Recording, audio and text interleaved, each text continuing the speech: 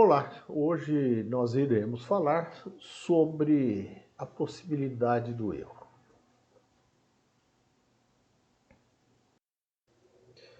A Lady Murphy, como é conhecida, né, é uma lei que não é lei, né, mas sempre que a gente tem alguma coisa errada, a gente fala, poxa, Lady Murphy, né? O que é?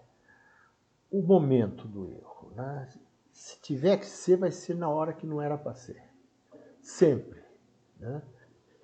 E se a gente puder escolher dois caminhos, a gente vai escolher aquele que é pior.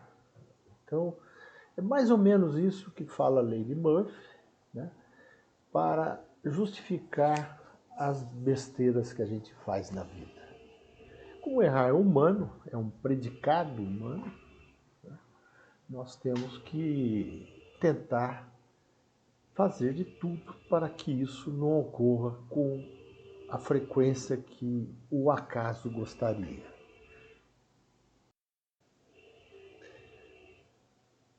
É comum, no Brasil principalmente, a gente gastar 5 minutos no planejamento e o resto do tempo a gente fica gastando para tentar executar aquilo que foi mal planejado.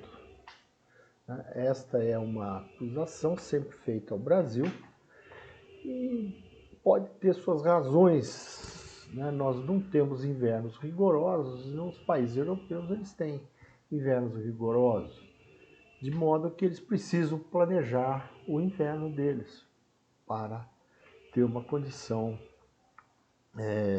de sobreviver melhor durante o inverno, né? Pode ser talvez essa a explicação, mas eu sei que é da nossa, da nossa natureza. Nós não gostamos de ficar fazendo planejamento, a gente já quer sair executando. Deixa comigo que eu vou lá e faço, né? Bom, isso, né, pode resultar em objetivos mal definidos, né? Objetivo confuso não vai dar certo. A equipe do projeto e o cliente precisam estar esclarecidos das necessidades a serem atendidas, produto e especificação, né? Esclarecer expectativas e transformá-las em especificações. Opa, isso é no planejamento, né? Da minha vida de consultor, eu tive uma lição que eu aprendi e eu acho que ela serve para muitos momentos. E se vocês quiserem levar isto, eu acho que vocês poderão ter uma vida de trabalho melhor.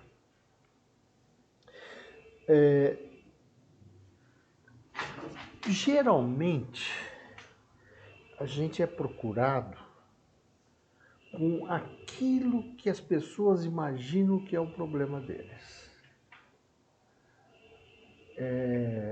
Nós estamos com baixa lucratividade. Ou qual que é o problema? Então vou aumentar o lucro. O negócio precisa ser analisado para ver se ele permite ter lucros. Percebem as diferenças, né?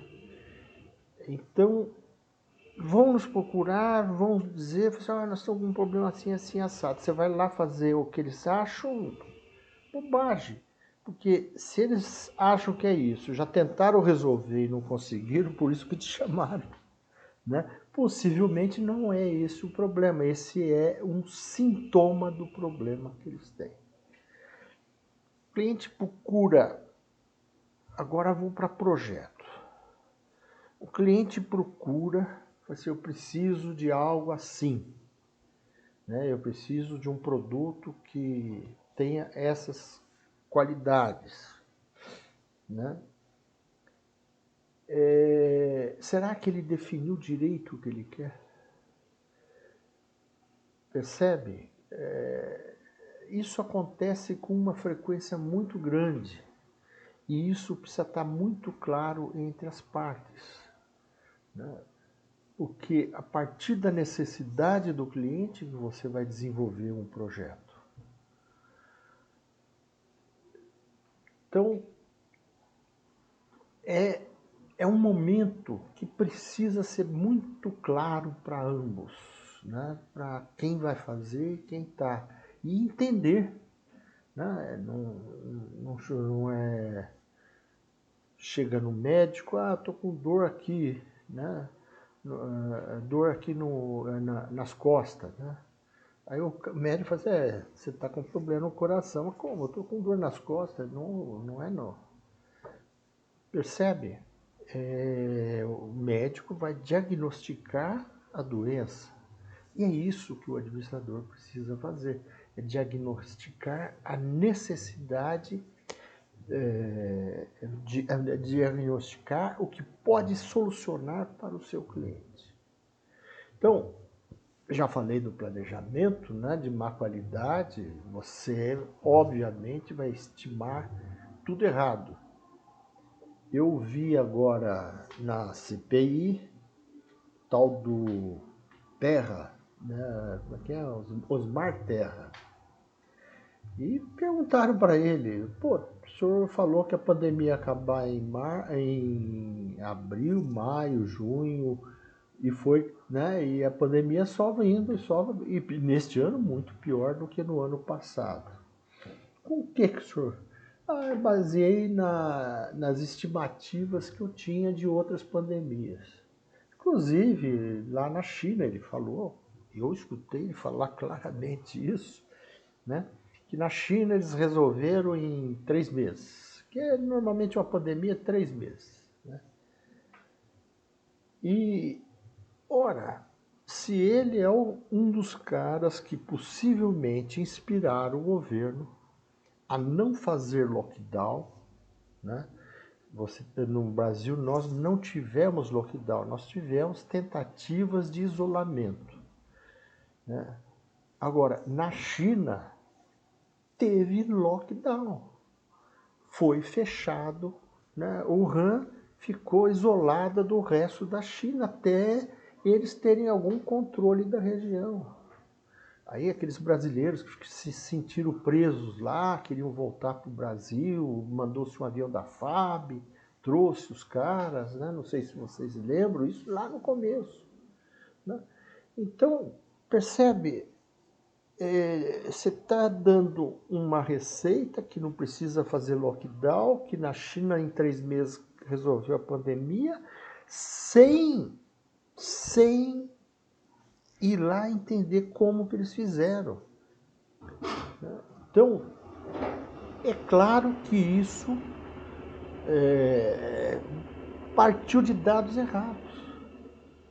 Então, qualquer dados, né? Se você não tem dados suficientes, não faça projeções ou saiba que as projeções vão ter problemas. Né? E isso tem que fazer parte desse planejamento. Não, a proposta pode ficar mal feita, né? Aqui a gente aconselha não encarar a elaboração da proposta como algo secundário, né? Saber expressar de modo escrito o que está escrevendo. Às vezes a gente fala, né? Não, precisa estar bem claro que...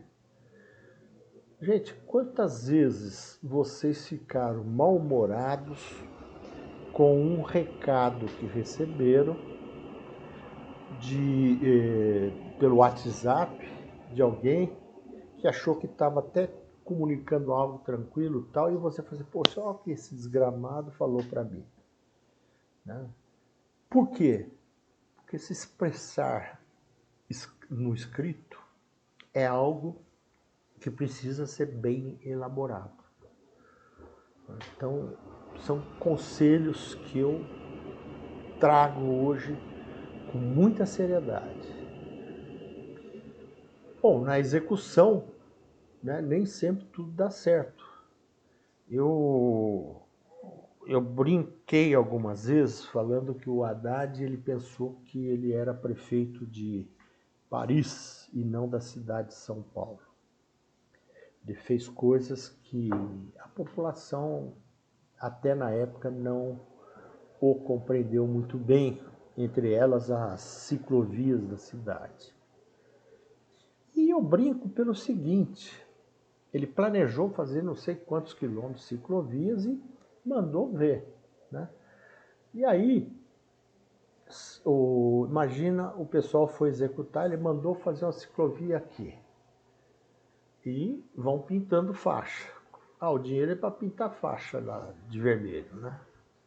Aí, papá, chegou, tem um poste aqui, o que eu faço? Ah, eles deram a volta no poste.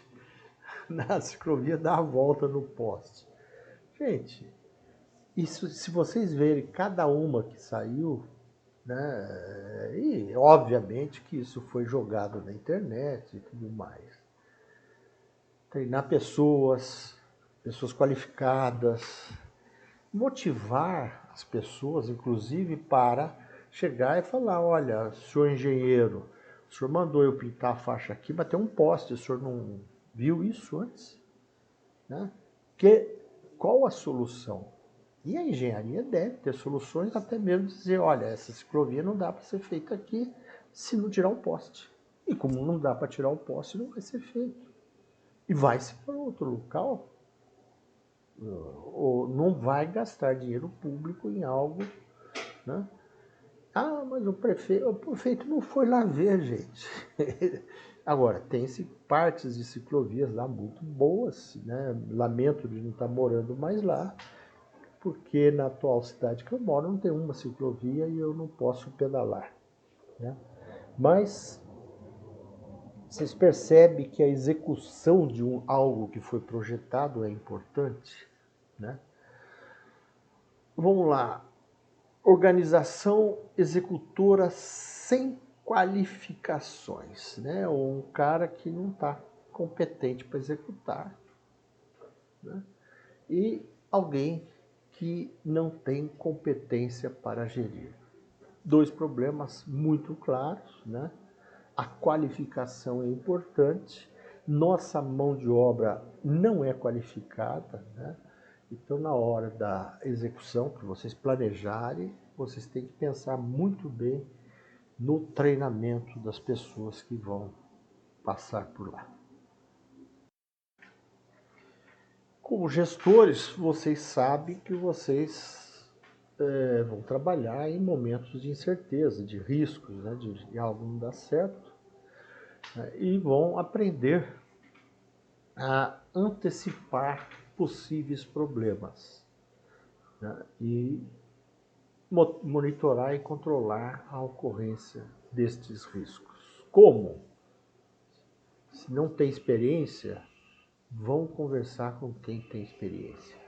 Não saiam fazendo e relevando, principalmente quando eu fui jovem, né? Eu procurava não relevar a experiência do pessoal mais velho, né? Quem já passou por determinada situação, né? E monitorar e controlar o que está sendo feito. Isso é quando falamos em administrar riscos. Vamos aprofundar?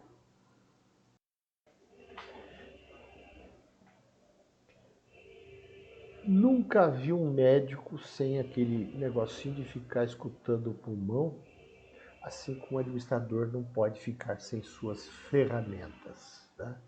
E aqui está um exemplo de mapa de riscos, né?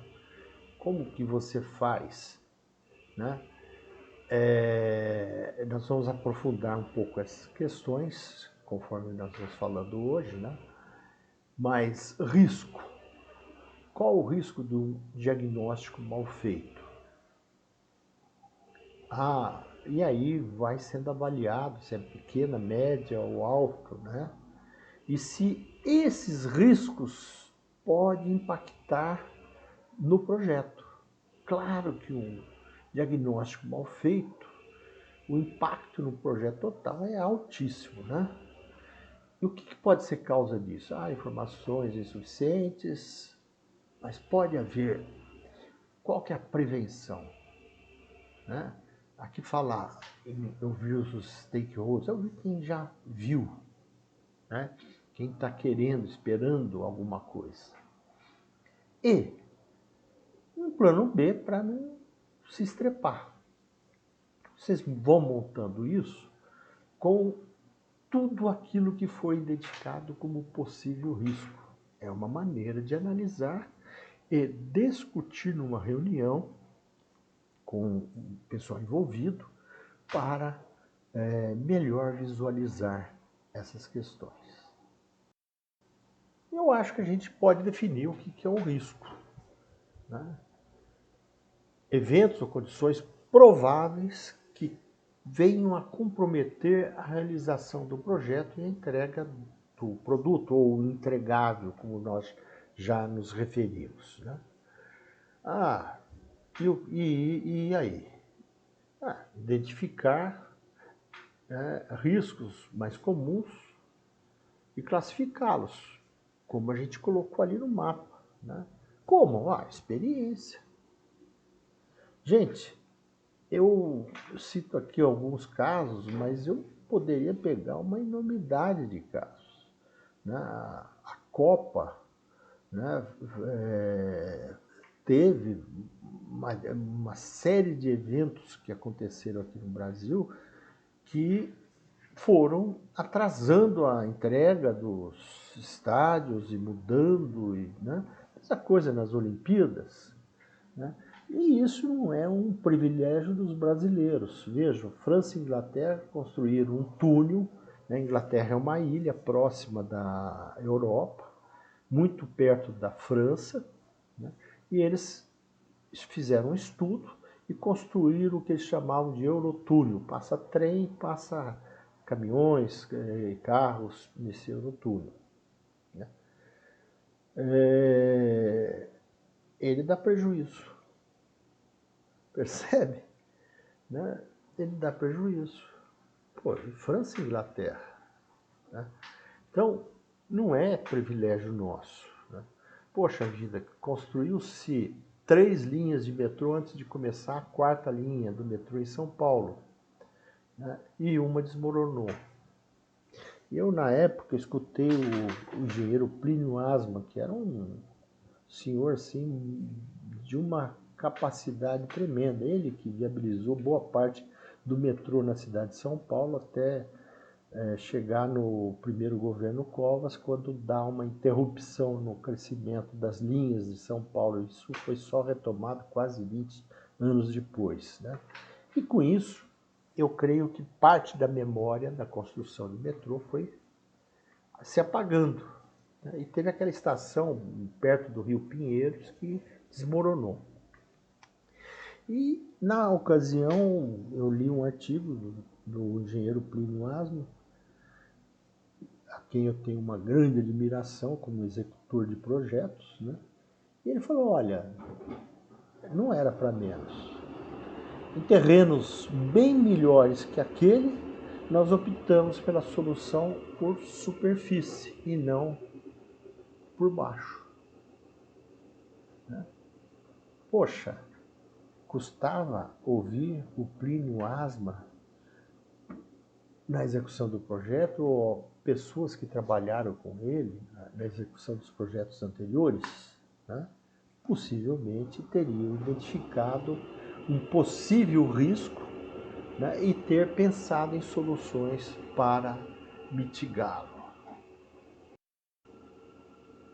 Essa tabela pode nos ajudar quando vocês dividem os possíveis riscos, né, por categorias. Né, riscos técnicos associados à natureza do projeto e sua execução. Olha lá, os contratuais, os fornecedores, a execução dos contratos. Risco do negócio associado ao investimento e seu retorno. O Eurotúnel aqui, né? Riscos conjunturais associados ao ambiente de negócio. E aí você vai colocando possíveis riscos que podem acontecer. Né?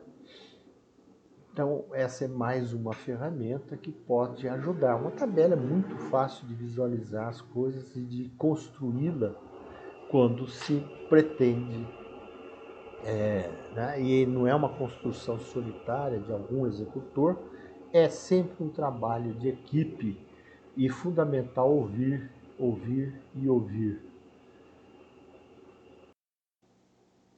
Bom, como eu venho falando com vocês, né, o que faz a gente reduzir os erros é ter informação. Informação é fundamental, né? E onde estão essas fontes de informação ou maneiras de estudarmos, né, para entender e reduzir riscos, né? Então, vai atrás, né? Posso dar 1000 exemplos e vocês vão descobrir mais alguns. Hoje, até a internet hoje, ela pode trazer muita coisa boa, mas também tem um monte de coisas absurdas no meio. Bom, estudar histórias de erros e fracassos é uma coisa bem interessante. Isso me recorda um colega que eu tive na PUC, o professor Alexandre Las Casas. Las Casas, ele um belo dia falou assim, eu vou fazer com os alunos lá do mestrado um livro sobre o marketing Titanic. Titanic é aquele barco que afundou, né? E o marketing Titanic era o marketing de quem se afundou. E ele falou, poxa, a gente aprende com erros. E ele estava certo. E foi um livro até interessante na época. Eu não sei se ele retomou esse projeto mais alguma vez. Olha, a outra coisa, né, o velho e bom diagrama de Shikawa. O Shikawa, grande pensador, né, japonês, sobre qualidade. E ele que criou essa espinha de peixe, né, que hoje a gente vem usando, né? Eu acredito que vocês viram isso em uma disciplina, o nome direitinho não sei, mas é Organizações e Métodos na minha época, a disciplina, né? Onde a gente aprende várias ferramentas, né, para poder fazer organização ou métodos de acompanhamento e tudo mais. E entre elas está aí, né, para o risco do projeto, né, pode ser no diagnóstico, no desenho, no contrato, na implantação, e você vai listando as possíveis, né, espinhas, né, espinhos, né, bom, eu não lembro mais o nome, acho que é espinhos do peixe, né? Cada uma que vai dentro deste campo maior, que é a maneira de você, né? Você não vai resolver com o diagrama de Chikawa, mas você vai conseguir entender melhor o seu problema usando esta ferramenta. Os riscos identificados precisam ser analisados, né? E aí, vocês lembram daquela tabelinha lá no começo da aula? Então, a gente vai começar a fazer alguma coisa com os riscos identificados, né? O objetivo de determinar os efeitos que os riscos terão sobre o projeto. Suponho vocês aqui, né, saindo de projetos.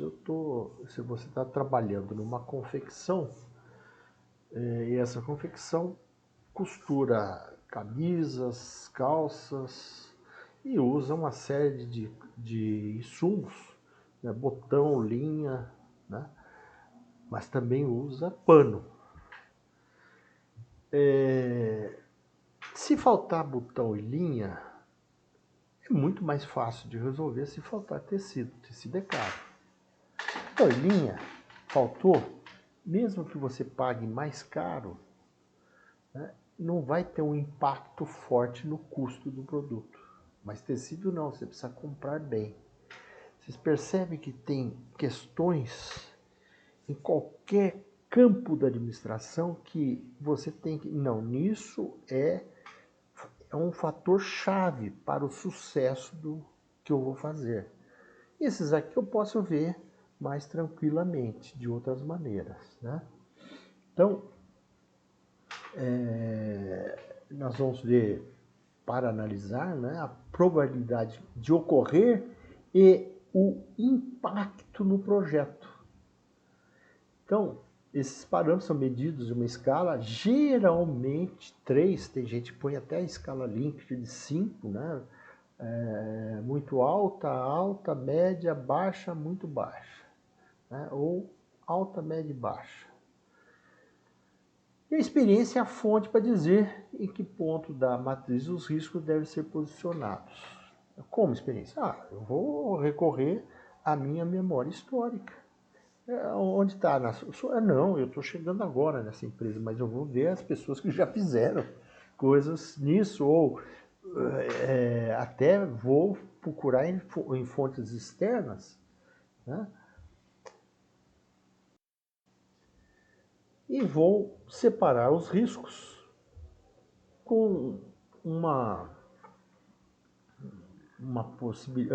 gráfico como esse, né?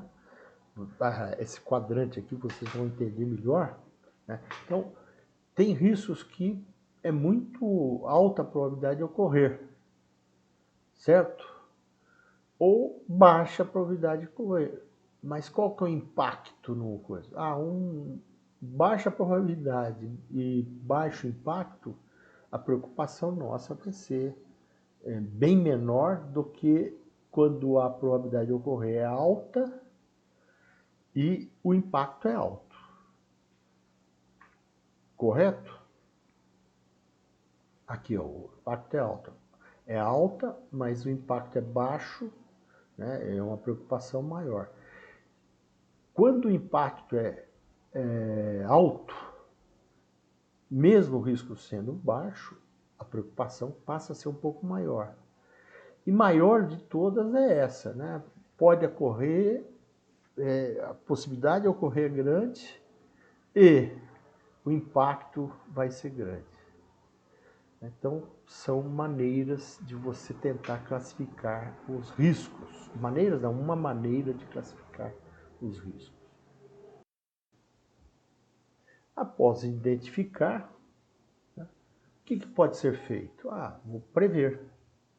Tomar providência para eliminar as ameaças do projeto, que pode significar em alteração do plano, nos casos em que evitar é melhor que tentar consertar seus efeitos. Né?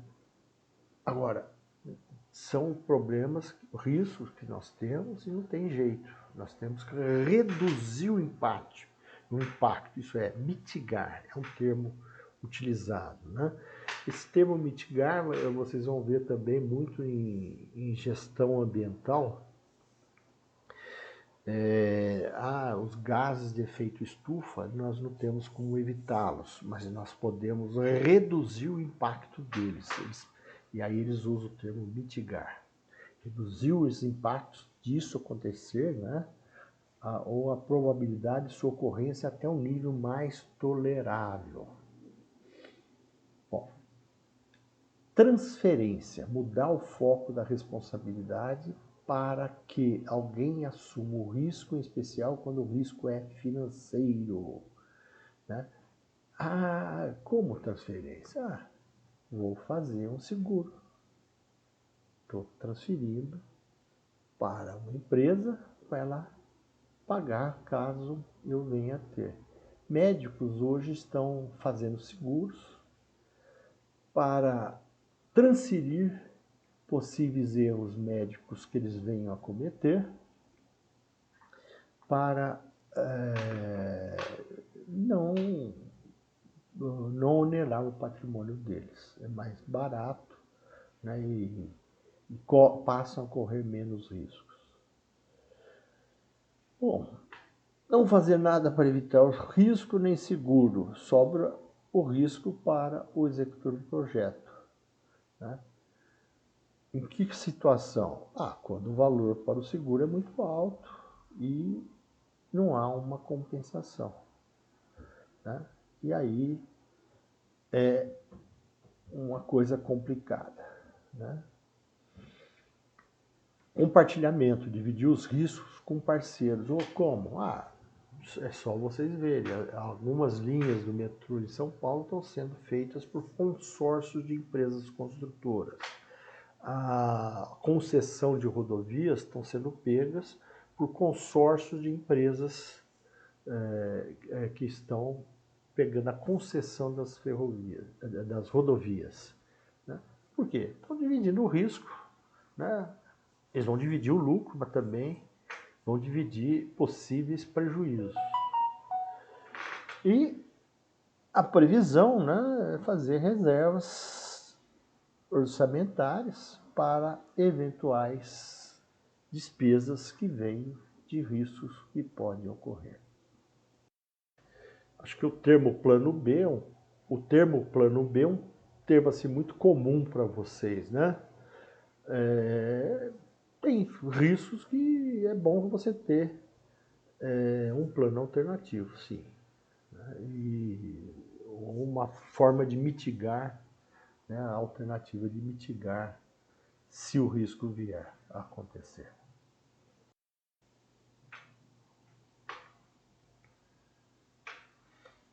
Bom,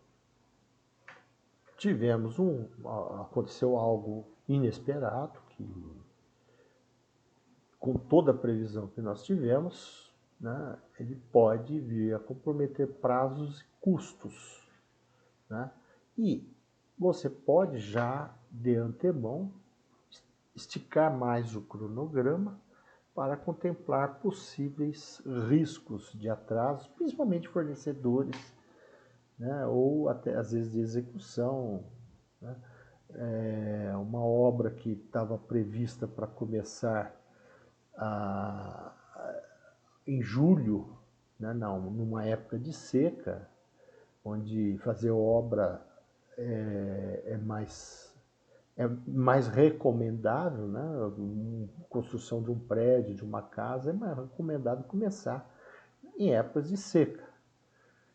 E quando a casa já estiver coberta, quando chegar a época de chuva, a casa já está coberta, aí vai fazer todo o resto, né? Isso é uma alternativa muito usada, né?